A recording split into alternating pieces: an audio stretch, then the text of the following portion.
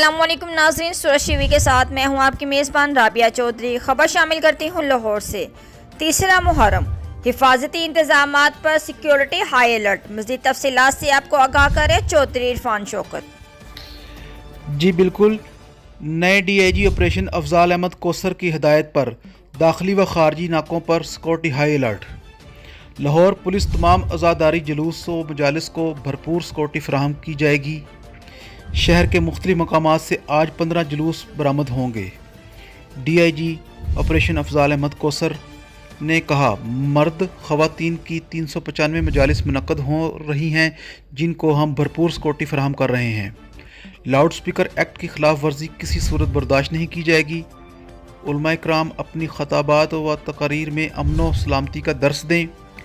बैनुल महज़ब हम आहंगी रवादारी को फ़रोग़ दें। भाईचारे के साथ एक दूसरे को पैगाम पहुँचाएँ।